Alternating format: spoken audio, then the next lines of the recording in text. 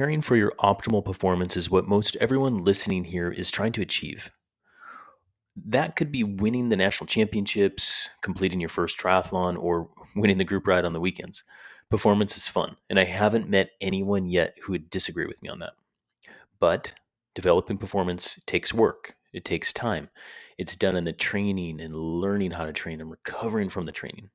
And there's other specific considerations to go to that next level of performance. And they are as necessary when you want performance on that key day, like the group ride, like nationals, like the Olympics. Environmental considerations like heat, humidity, cold, altitude, those are the things that I'm talking about.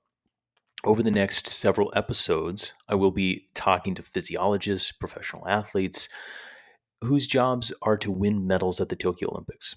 We'll learn why heat and humidity cause performance decreases, and we'll also learn the latest protocols and techniques that they've been using at the Olympic Training Center to optimize performance for what could be the hottest Olympics on record. But before we hear from those Olympians and experts, I want to give you a quick reminder that no matter the environmental conditions, keep the basics in mind when it comes to your preparations. This means that in the upcoming episodes, when we talk about heat acclimatization protocols, cooling vests, altitude training, core temperature optimization hacks, all you need to do is remember three things. And those three things I call the three F's: fitness, freshness, and fueling. What do I mean by that? Well, number one, get fit. This is that day to day, week to week, month to month aspect that I've preached on other episodes. Make sure your fitness levels are in line with the event that you've just signed up for. Otherwise, all the fancy stuff that I mentioned above really doesn't matter. How fit is fit? Well, I kind of hesitate to give some of these prescriptions because people can dwell so much on one number. Okay. But fitness can also be measured in different ways. One way I like quantifying it is tracking CTL, or chronic training load, on training peaks. CTL is basically your average TSS over the past 42 days of training. It's a great measure for how you're handling the stresses imposed by training in your day to day workload. And this is also on a long term basis. So, all the training that you've done over the past 6 weeks or so leading up to now is represented in that CTL number.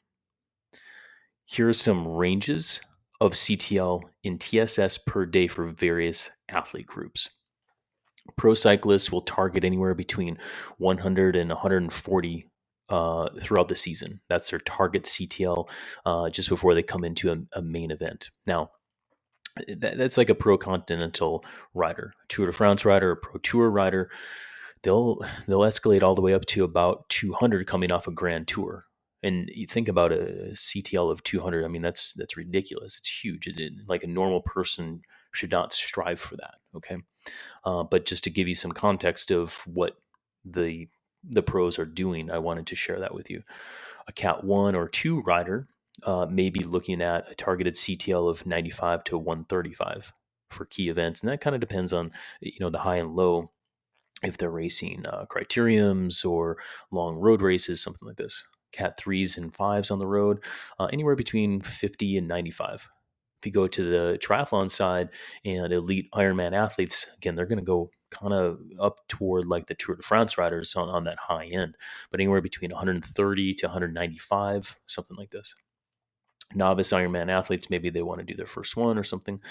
95 to 120 CTL, topping out before their main event. And then elite 70.3 racers may be somewhere between 100 and 130, and beginner triathletes far ranging anywhere between 50 and 100. Okay, so it's a good idea to have a targeted CTL for your event, but please remember, fitness is not performance, but it sets the stage for performance. You definitely need fitness to get through and finish these events that we're talking about, but in order to podium or and achieve a specific goal, you need performance. We've talked about the difference between fitness and performance on the podcast before. You want to work within a training plan that ramps up your CTL, what we call a ramp rate.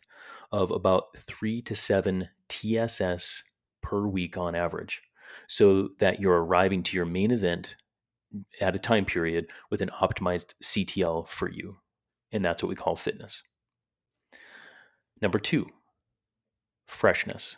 Arrive fresh. We'll have a taper episode, I promise. But here are the basics of what I mean by freshness. Coming up to an event, you want to decrease volume, keep some of the intensity, get good sleep, have a week of training that is lesser, just simply lesser than your normal training week. And that will freshen you up. Think of it this way: I'd rather you show up 10% undertrained rather than 2% overtrained. When you are freshening up, though, main concept: do less. Less volume for sure, less time at intensity, but keep some of the intensity to stay sharp. A bit more specific on that is, here's an example. If you were averaging about 15 hours of training with 3 to 4 hard intensity or deep training sessions for several weeks leading up to the event, let's just call it the week before, for a taper, you'd want to decrease that volume down to about 7 to 9 hours and have 1 to 2 sessions that are at the same intensity or higher than the intensity you were doing before. That's the Cliff Notes version. Again, I promise, a very specific taper episode is coming. The key thing is you want to decrease training stress and arrive fresh on race day. A good indicator is that your CTL will start coming down leading into the event. Okay, but don't freak out. I mean, that's how the metrics work. In reality, you still have that fitness. Okay, so when that CTL is going down, that's a good thing, and that's how you freshen up. Number 3, fueling. Specifically, fuel appropriately for the demands of your event. So, no matter how fit or fresh you are, the greatest success on race day for most endurance athletes that we all do here will be found in your fueling strategy. Turns out that we also have an episode on fueling coming up. But for now, in general, I'm encouraging to fuel properly for the demands of the event.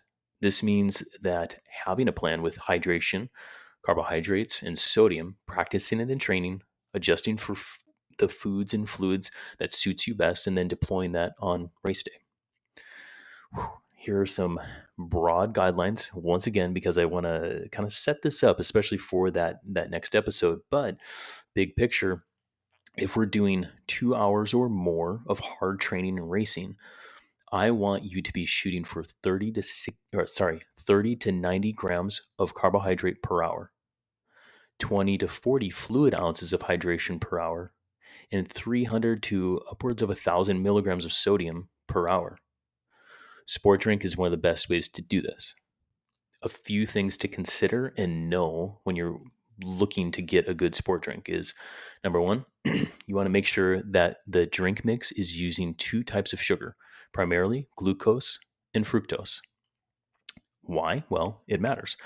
And it matters because of the transport mechanisms between the 2 sugars. Glucose also, maltodextrin is also glucose. It's just a longer chain. It absorbs very quickly. Okay. But you also want the fructose. Fructose uses a different pathway to absorb into the body than glucose does. Thus, we can get more carbohydrates in without having any GI issue. That's the very simplistic way of thinking about that, but that's why the science actually matters on this. Okay. So just flip over or go online and read the ingredients, but you should have a glucose fructose combination. Now, this sport drink should be carbohydrate based, have at least 20 grams of carbohydrate and 300 milligrams roughly of sodium per serving or more. And that could be more carbohydrate, that could be more sodium per serving. Okay. We'll get into more details on this, but that's like the lowest level to kind of aim for on that. No other fancy stuff either in that sport drink.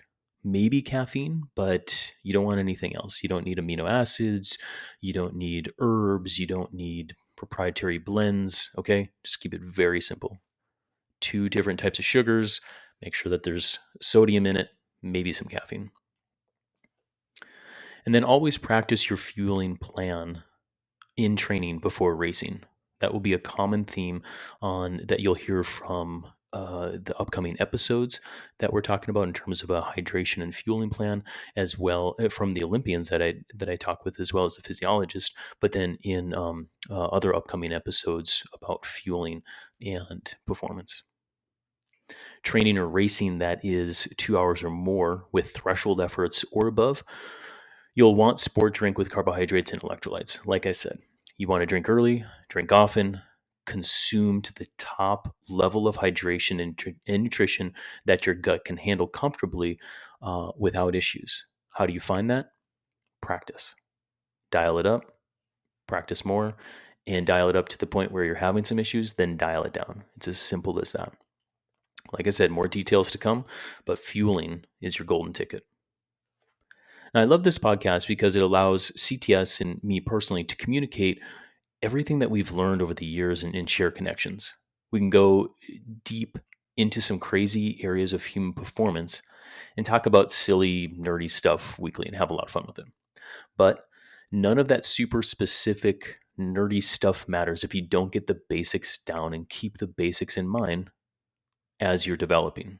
Good sleep, good training, good nutrition. I mean, I'm kind of preaching here, but the next few episodes will equip you for training specifically for your events, inspire you to go to that next level, and hopefully entertain you with some of the storytelling that we have from the athletes and the physiologists. Take all of this knowledge and apply it to yourself, but please don't do the specific techniques before the basics. Getting adapted to the heat is a specific thing that we'll talk about. And it's good to do before you have an event in the heat for reasons that we'll discuss. But if you don't get as fit as you possibly can beforehand, it really doesn't matter, because having a high level of fitness going into any extreme environment is going to equip you far better than the specificity of that. Learning how to balance and manage stresses in training so that you can also get your heat acclimatization dialed in. We'll talk about that. But again, fitness is king here. Okay. So if you want to train all the way into the event, okay, and then you don't taper, you won't be fresh. So all that training has basically gone for nothing if you wanted to have a good day on that day. Finally, if you're competing longer than 2 hours, you need to have some fueling and plan the fueling and hydration protocol for optimized performance. If you forget to put it in your bottles, then all that all that fitness, all that freshness has gone to nothing because you deplete, you get fatigued faster, and your day went south. Okay? This is some of the most simple things to put into place. No matter how fit or fresh you are on that race day, fueling and hydration will give you the greatest success. Okay, I'm off my soapbox. So this cues up our next episodes, I think, more properly. So subscribe, listen, rate, review, give us feedback on these episodes as we go, because we have some really cool guests coming up. I'm excited. I was excited to interview each and every one, and I think everyone listening will definitely learn and equip themselves with how best to train for all their events that will be in extreme environments. So thank you again, Coach Adam. Over and out.